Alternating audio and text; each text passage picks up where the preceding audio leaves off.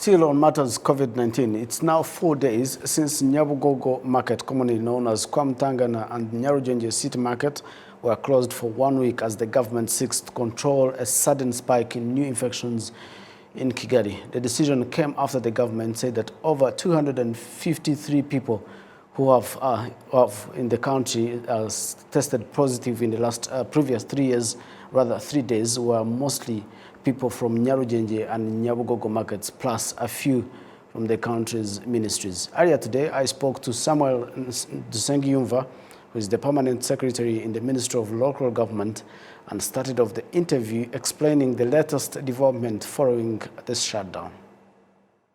Two markets, Kigali modern markets and the market known as Kwa Mutangana, have been temporarily suspended.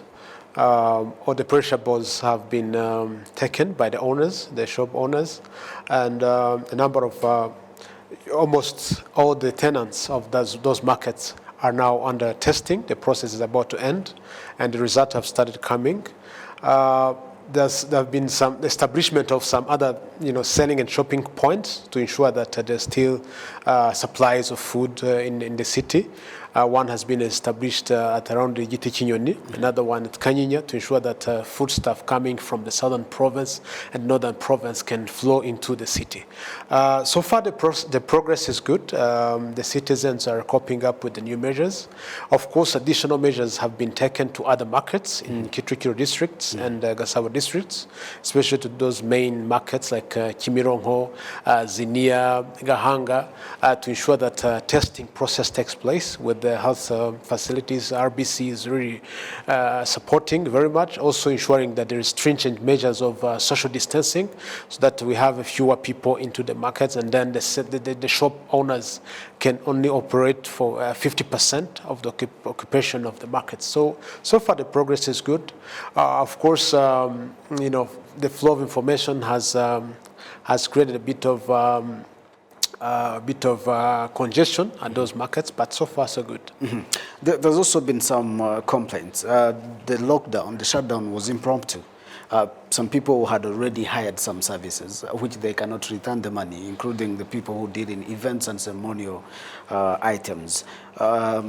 Together with the Kigali City Authority, what has been the measures in place to ensure that the people who hired services get them, but also these business people do not lose money? The COVID situation is very unfortunate. Yeah. Having more than 200 infections in just 2 days, it is grave enough for people to really understand. I think there is a momentum of people understanding that the government institutions are trying to save lives, and so far those two markets have been identified as a really hotspot.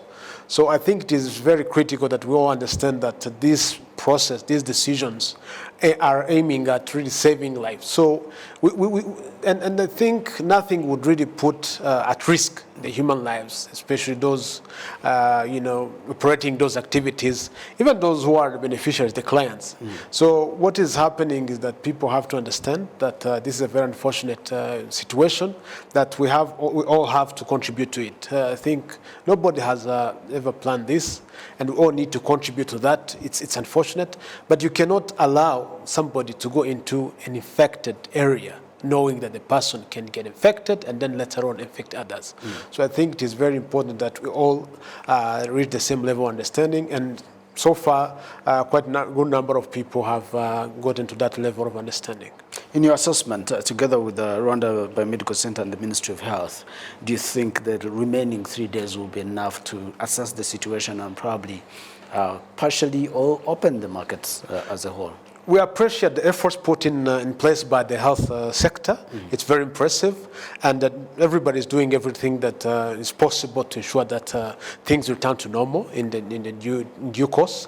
Of course, we'll keep posted the media and the shop owners about the progress. But we are very confident that we are moving to the right direction. Lastly, P.S. What are the measures in place to control the spread of coronavirus, not only in the markets in Kigali, but across the country?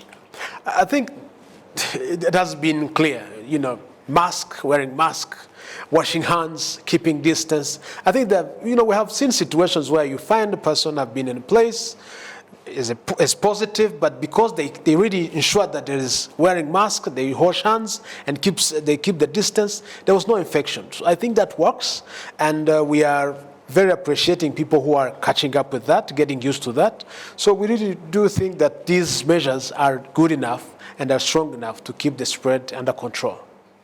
P.S. Samuel Dusengiyumva from the Ministry of Local Government, thank you so much for your time today. Thank you for having me. I appreciate it. Samuel Dusengiyumva, Permanent Secretary in the Ministry of Local Government there.